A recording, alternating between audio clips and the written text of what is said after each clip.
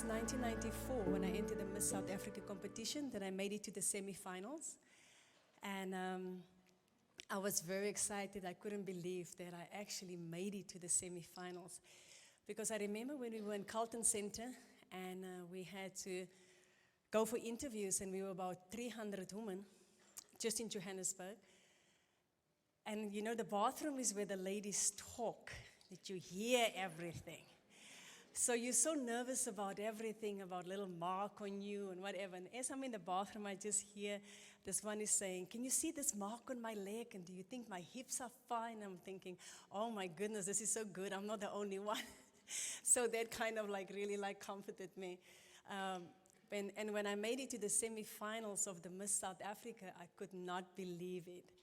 I was really, really shocked at that time. I also had this clothing store, men's clothing. Fashion is my passion, love clothing. And my then boyfriend, he had this man who would come seldom to the store, and he would dress very nice. And I asked him, where does he get his clothes from? And he said, in Bangkok, Thailand, he got his material from. And that's where the whole conversation started, and decided I will go to Thailand to procure fashion on that side and to also import material back to South Africa. So when I got to Thailand, very humid, very hot. It's not an easy country with the heat if you've been there. And also the food made me very sick because I was pregnant at that time. I collapsed and I didn't know that I was pregnant, and then I found out that I was. So while making contact in Thailand, Jackson contacted me and he said he has a brother, Obi, in Thailand, and he is having engineering books for him. If I don't mind bringing these engineering books with me. And I said, no, it's not a problem, tell him to bring the books. He did. It's A4 hardcover engineering books. Page through one, it didn't interest me. And as I was going on my shopping spree, and the day I had to return back to South Africa, they had a random check at the airport. And as they were going through our luggage, and when this guy came to these books, and he went through these books, and he took one of the engineering books, and he put a small pocket knife in the spine of the book. And when he did that, powder came out. And I just heard he said to me, "One moment, please," not knowing that one moment is going to turn into many, many, many years. And as they went in, they took me in the small room, and they removed the covers from the books. It was hollowed out in 4 compartments, and it was laid out with white powder in the front and the back of the cover, and also compressed in the spine of the book. And this one police officer, when he put the powder on the scale, and as I looked at that powder, always on television, I saw people got arrested for cocaine. And I said to myself, oh my God, that's cocaine. That's the end of my life. And the guy, they put some of the powder in a tester, and he shaked it, and he came to sit next to me, and he turned purple, and he said, heroin. But before he told me heroin, and I thought it was cocaine, I was already having like an anxiety attack. I felt like I was having a heart attack. I couldn't breathe. And when he said heroin, I started to calm down because I didn't know what it was. But I was just happy it's not cocaine. And not knowing it was worse than cocaine. And when this guy realized that I don't really look like something is happening with me, why am I calming down now? And then he took me over to a poster. It was written in English, and the poster said, heroin, death sentence. So when I saw that, then I completely couldn't breathe. I couldn't talk. I was hyperventilating. And when they took me in the small room, you know when you get shocking news, you see, but you don't see, you hear, but you don't really hear. And as I was just looking, and I just heard felt this rapid heartbeat. I could only hear my heart beating so loud, and I was so scared. I was so afraid. And there was this police officer sitting next to me on this bench, and I felt like I was losing my mind, that I was going crazy, and he's reading a newspaper. You know, when you go through something, you get desperate. Be very careful. Take 10 steps back. Just have quiet time with God, and let Him guide you. Do not make emotional decisions, because you're not in your right frame of mind. I was not in my right frame of mind. I got desperate. And when you get desperate, you will do anything to get yourself out of a situation. That's when you get yourself in more trouble. And as I'm sitting there, you know, when things are going well, you don't have time for God. But once trouble hit, and then you remember there is a God.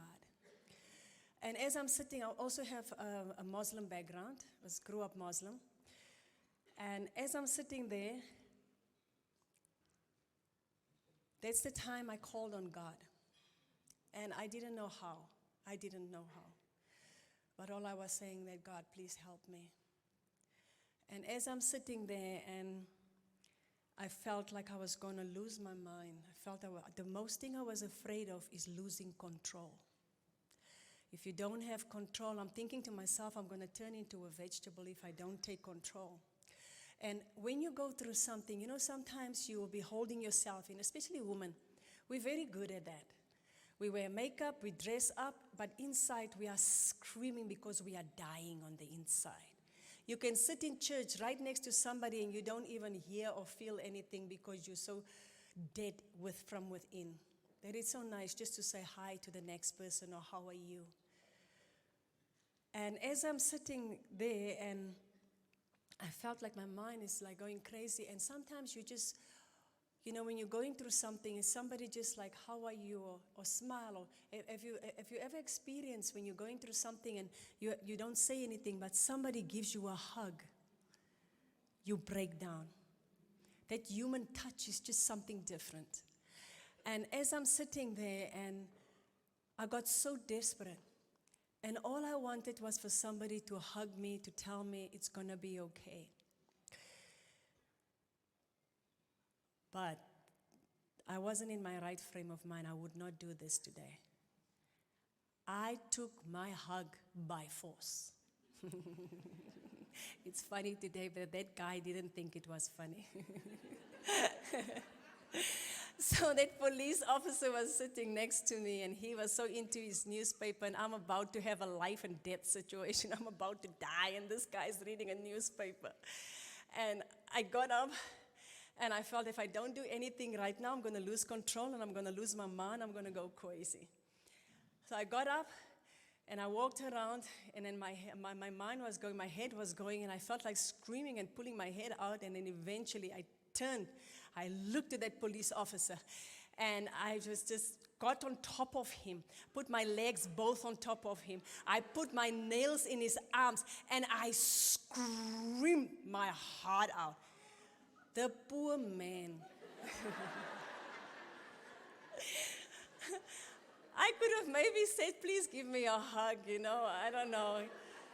He probably would have said something is wrong with this woman. But I was like, he's not going to understand when I ask for a hug. He's going to think I'm planning something. So I better take it by force. And as I'm on top of this guy, putting my nails in his arm and scream, I got such a fright. He pushed me to the floor and he ran out. And then the police came and they handcuffed me. And they took me out, and but before that happened, they took me in a small room, and when I got to the small room, they were speaking Thai, and I wasn't realizing what was going on. And they put me on this bed, and as I'm laying on this bed, I just heard this voice inside of me, and it says, get up, get up. I didn't know why, so I jumped up. And I didn't know why I had to get up. So I'm standing there, and this lady pulling me back on the bed. And I looked at her, and I said to her, no. Then I realized they want to take an x-ray. And I said, no, I can't take an x-ray. I'm pregnant. But this lady doesn't speak English, so I used my arms, and I demonstrated to her that I'm pregnant. And as she was just still pushing me onto the bed, that's when I got sick. And that's when I got to the bench, and then they took me out. And as I walked through the airport with my handcuffs, an older man was speaking to the police officer, and then he came to stand right in front of me. And then he looked at me, and he didn't say a word. This man removed his jacket. He lifted up my hands, and he covered my handcuffs with his jacket. I could not talk. I just cried. And later, God reminded me of what happened there. He covered my shame, even though I didn't deserve it. God loves us. He died for our sin. He suffered so we could be set free. He loves us even though we are sinners. He wants us to be set free. So I end up in prison. It was very difficult, it was very hard. I didn't understand the language. I was pregnant. And then the news got home. My mother wanted to commit suicide. She ended up in hospital. She tried to burn herself, put the house on fire. But they found her. She had severe burns, but she survived. My grandfather read about me in the You magazine, and he died of a heart attack after reading that news. And I've blamed myself for my grandfather's death. I've lost a lot of family members. My sister, she couldn't cope at school. My elder sister, she wasn't doing well at all. So when we go through something, the people who love us also suffer. So they went through a very difficult time. And being in that prison, not speaking the language, we had to sit every time an officer would pass us. We're not allowed to stand in front of an officer. You have to sit on the floor every time one passes you. You cannot use your hands when you speak to them. So I went to court with an American girl. I was caught with 1.7 heroin, which was in the covers of the book. And another lady, she had 15 kilos from America. But because of the different countries, they gave me a death sentence, and they gave her 50 years, which she only spent 4 years, and then she got returned back to her country. So from a death sentence, it was commuted to life because of my daughter. I got life again. I appealed my case. I got 35 years. I had to give up my daughter, which was very hard and very difficult to let her go. And after 16 and a half years, I was released from prison after suffering depression, anxiety, panic attacks for quite some time. Turned my back on God, had struggled with unforgiveness, hatred, bitterness, and anger. And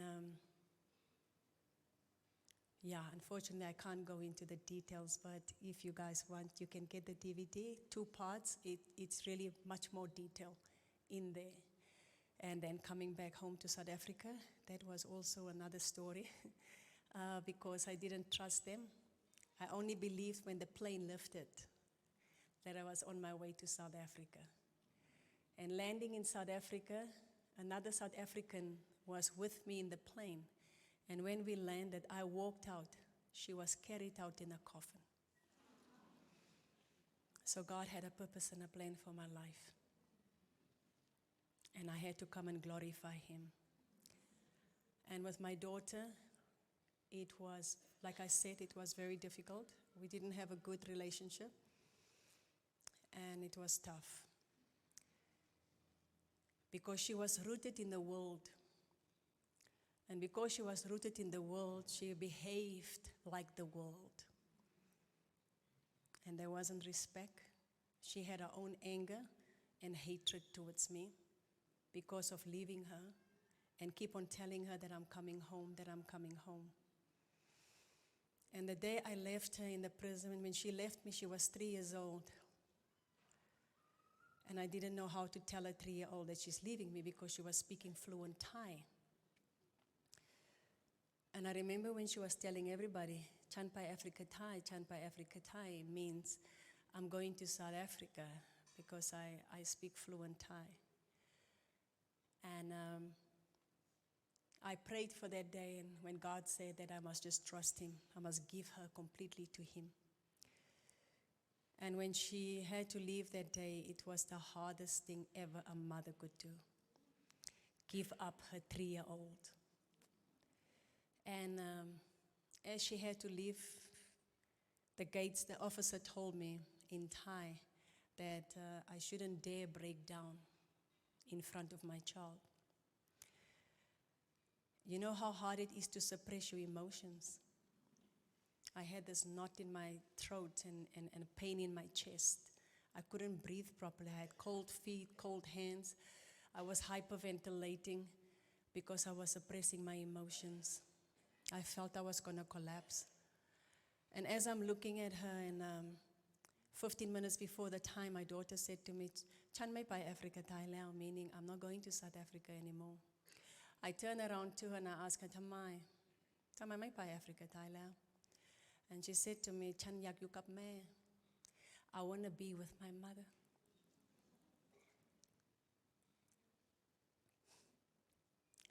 That was so odd. And like I said, if my roots wasn't in God, I probably would have committed suicide. But God. But God.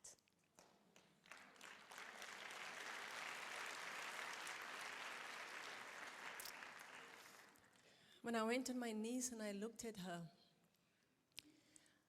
and I said to her, "Tamai," and she said, "No, I want to be with my mother." And that tore my heart apart. And then, in times in your life as a Christian that you know what God says, you know what the Word says, but there's times in your life you cannot pray. I could not pray. I was hyperventilating. I was having an anxiety attack. And I just stood there.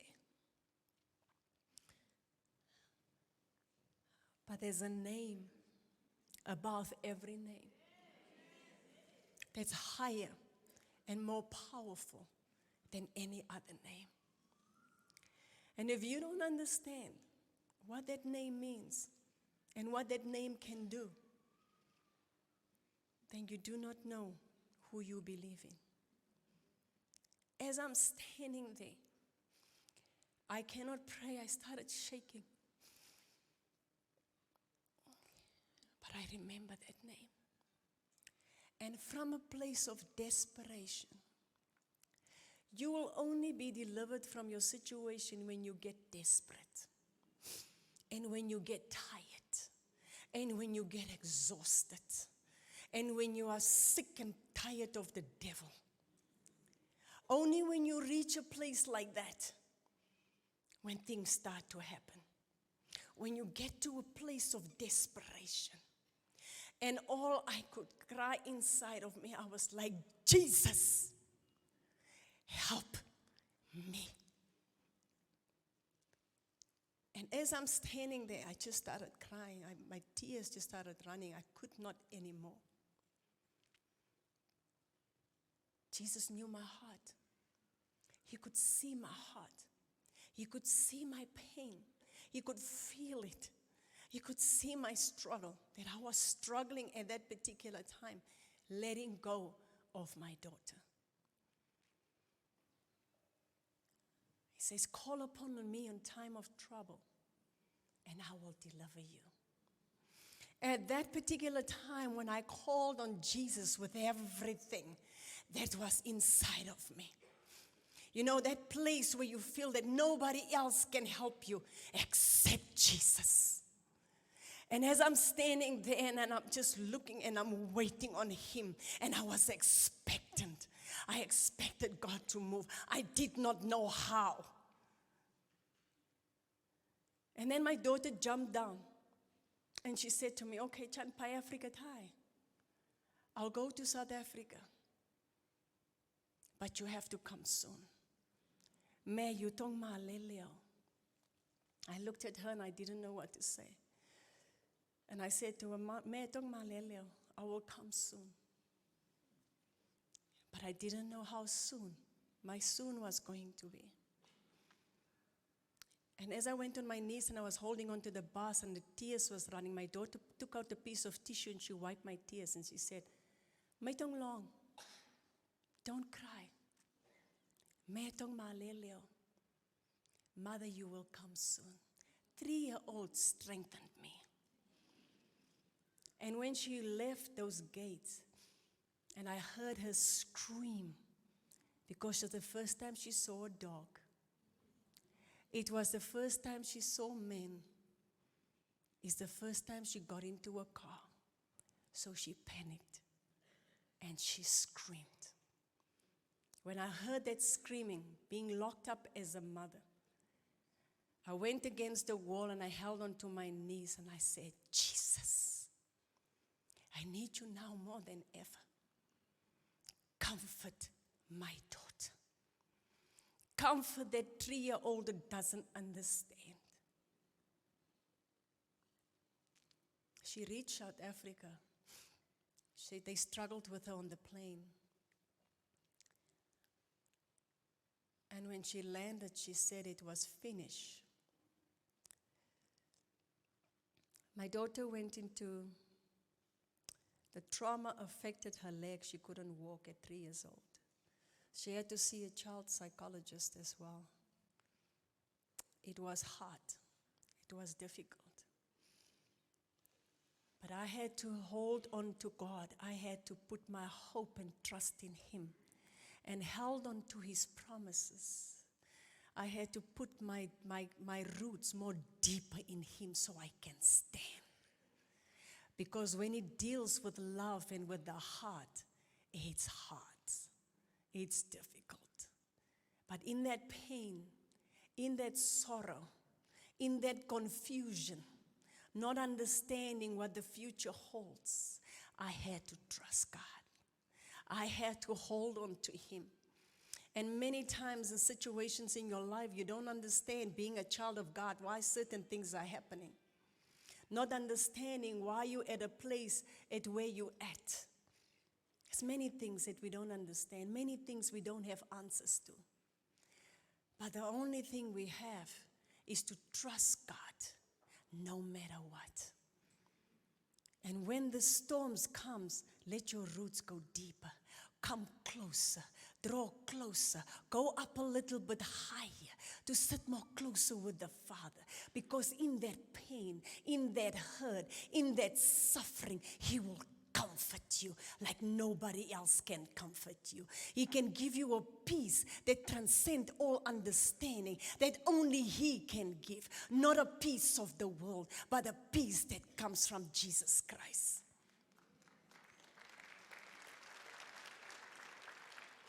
And when my daughter get back to South Africa, and every birthday, every Christmas, every New Year, every time at school they're asking for parents, I wasn't there. She waited year in and year out. I said I'm coming soon, but I wasn't coming. It started affecting my daughter. She started building anger, hatred inside of her. She started feeling like she's a mistake. She started feeling that her father doesn't want her. Her mother is not here. She felt unloved, which developed for her to have depression and anxiety and a low self-esteem. And it started affecting her schoolwork because her roots was not in Jesus. But it was in a situation, in the things of the world that she was holding on to.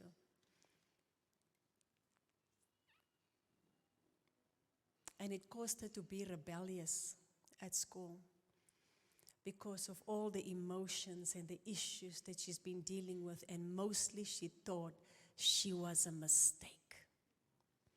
How many of us thinking today that you are a mistake because your parents don't love you? Or you've been raised by someone else, or you've been harmed, or you've been hurt, or you've been abused, or you've been lied to, you've been mistreated. That the devil is still holding you by your roots being entangled because of the hurt and the pain and the suffering and the emotions that you're holding on to, that is stealing your peace and stealing your joy, and it's taking from you, and it's stopping you, it's crippling you from moving forward in life. If we do not deal with these issues, we will stay entangled, and that will cause the roots to die, and it will cause you to die, and you won't be able to fulfill what God has called you to do. If you hold on to all these things that is holding you back, that cause you to be bitter, to be angry, to be fearful, to be upset, we need to forgive. We need to let go. And my daughter will share with you now how she overcome by thinking she's a mistake and that she's not loved. And she had a low self-esteem. And it started when she started rooting herself in Jesus Christ. This is Felicia. Today she's a wellness practitioner, and I thank God for that.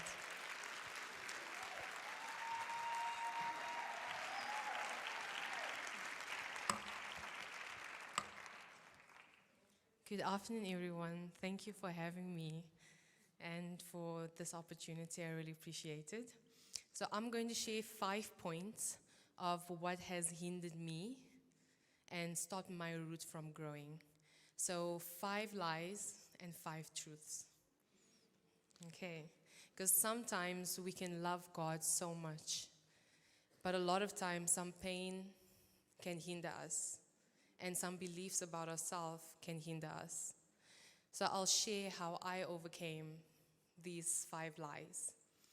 The first one is I thought I was a mistake. I believed I was a mistake up until I was 19 years old. Because I questioned, as my mother said, like, why me? Why is it that my biological mother, my biological father, my family, where are they? And with my foster family, they were all light-skinned. And I just couldn't identify. I just couldn't see myself anywhere. And I knew that I don't belong, but I knew that they loved me too. Because of all the suffering, I felt like, wow, maybe I just deserve this. Maybe I'm just on this earth to suffer. And walking around hollow like a mistake. Every day, just trying to live, to not kill myself. And that is when you live without any reason for living. And I felt rejected, abandoned, alone. The loneliness really, it ate in me. When you're around people and you still feel alone. Whatever you do and you still feel alone. And the recklessness as well. Sometimes when you don't know how to deal with things in your life, the only thing that makes sense is either doing risky things, self-harming. I self-harmed for many years. I tried to commit suicide more than 8 times. And every single time it failed, I thank God for that. And the truth that I've learned when I gave my life to Jesus is that I'm not a mistake. I'm not a mistake because He formed me, He formed you in your mother's womb. He knows the hairs on your head. So that's a lie. If you're sitting here and there's any point that you believe that you're a mistake, it is a lie. God knows the beginning and the end of your life. If He knows the number of hairs on your head, you're definitely not. The second point is I felt unloved. I felt like, okay, what is this all about? What does love feel like? I felt that happiness was far from me, that I didn't deserve it. I wanted to end my life because I felt that no one will miss me. But not only that, I wanted to end the pain because it was just too much for me to bear. I engaged in unhealthy relationships, emotionally abusive relationships, because I was looking for comfort. I was looking for something that no human could have given me. And I put myself in situations where now I got kicked further deeper in it. And to get out of that was very, very hard because I already thought I was worthless. But now someone telling me that I'm not lovable, it just confirmed exactly what I thought about myself. And I felt that I wasn't worthy of any good thing. I didn't feel worthy of living. I didn't feel worthy of letting my voice be heard. of breathing. I didn't feel worthy of love or parents either. And I believe that no one wanted me. So that was a lie. When I understood that Jesus died on the cross for my sins, that God sacrificed his son, that means he loved me. He loved me in every fiber of my being. And then I realized that I've never been an orphan. Because my Father created the heavens and the earth. He saw it important to create me. So if at any point, and if you feel unloved, it is a lie. Identify and take that thought captive, because it hinders your roots. Because I then accepted the love of God, and I was able to heal and love others too. The third point, I felt unimportant. I felt that I didn't have a purpose. I felt that my life didn't matter. I felt that I was so angry with God because I just couldn't understand. I heard there's a God, but I couldn't understand. Such a loving God. How could he allow me to go through all of this? How could he allow me to struggle in school? I had a constant stutter. I was always anxious. I was an alcoholic. I was diagnosed with major depressive disorder. I had chronic ulcers. I was diagnosed with severe anxiety, general anxiety, the list goes on. I was in constant pain, constantly.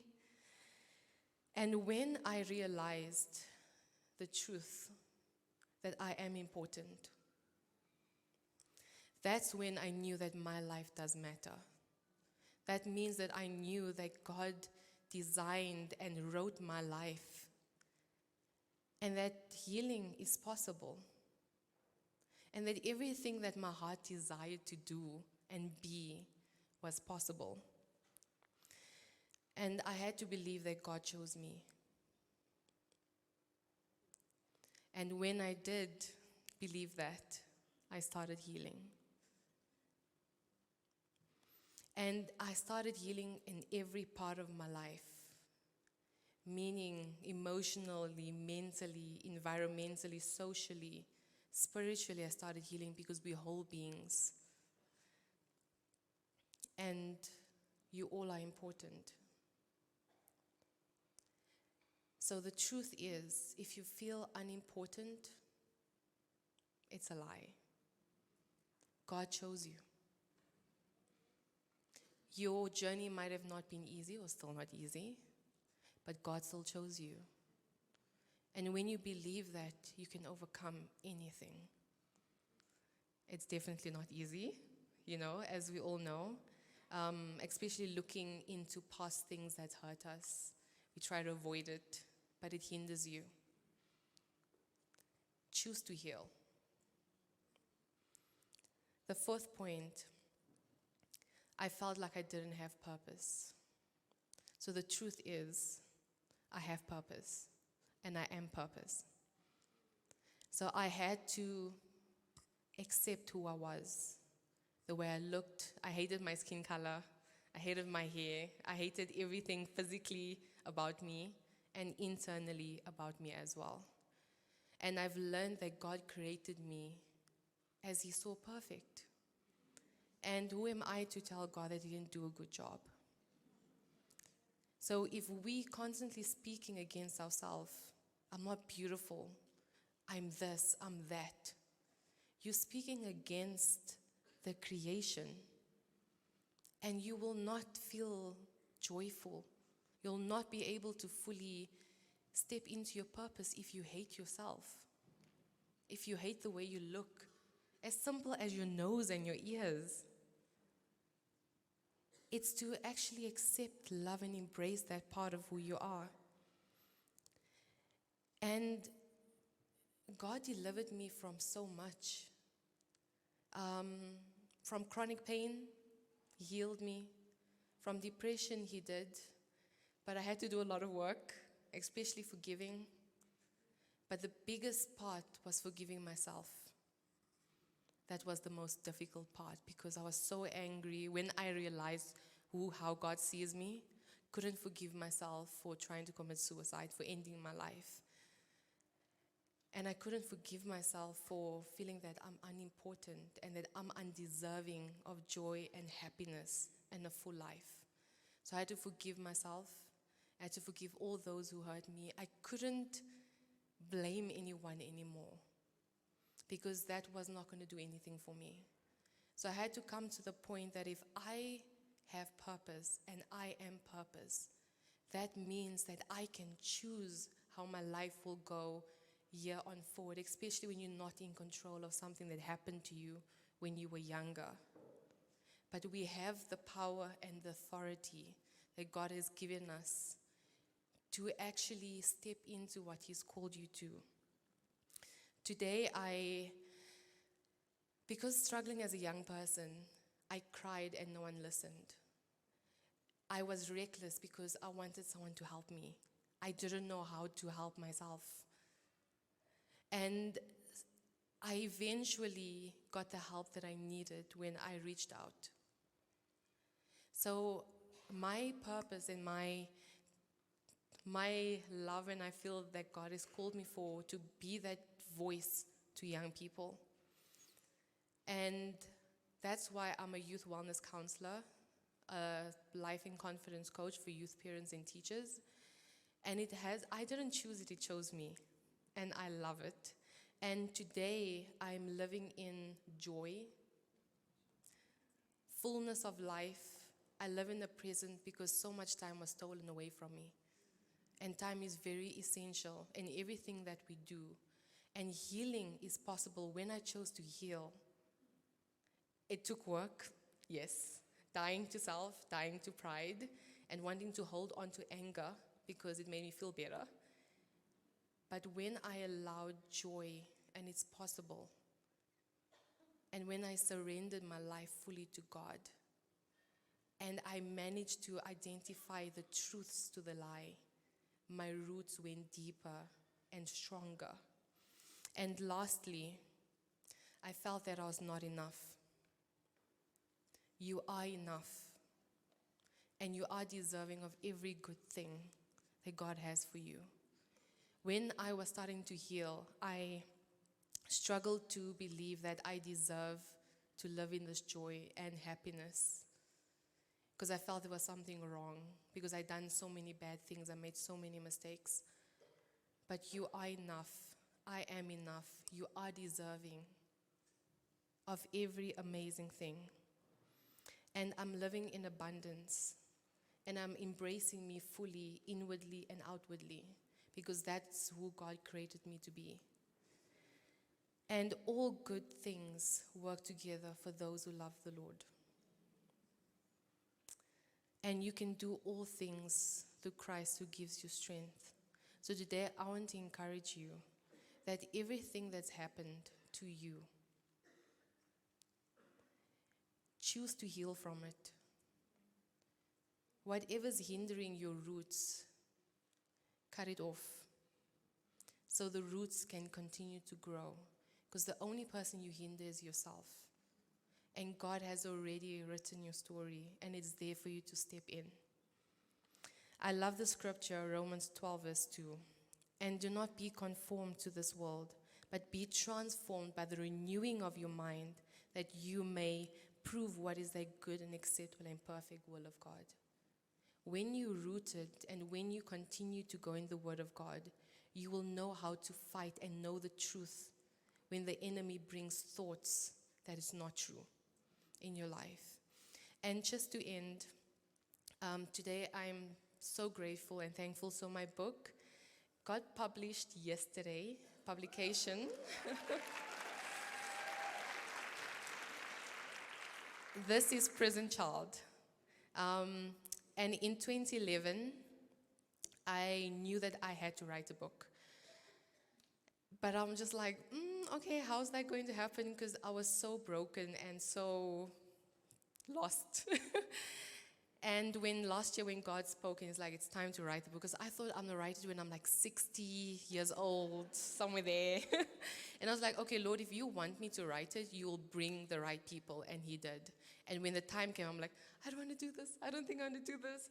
And the second day when we were starting to document, I wanted to give up. I was like, this is too hard. This is too difficult. I don't think I want to relive all of that. And then I went and I prayed. I'm like, God, if you really want this, you will have to give me the strength. And he did. So this book is in God's plan. I'm just the vessel. And I pray that my story and my life and the details, I was very open, very vulnerable in it. And the funny thing, on the 22nd of May, 2023, I think that was 2 weeks ago. The publisher said, okay, it's fine, you can announce it. So I announced it. And then on Facebook has these memories. And when I checked, the memory from the 22nd of May, 2011 came up that said, I feel I should write a book. And because I'm so broken, maybe writing will help me heal. 12 years on the same date. And I forgot about it. So in that saying, God has a plan. All we need to do is just follow him, and he will do the rest.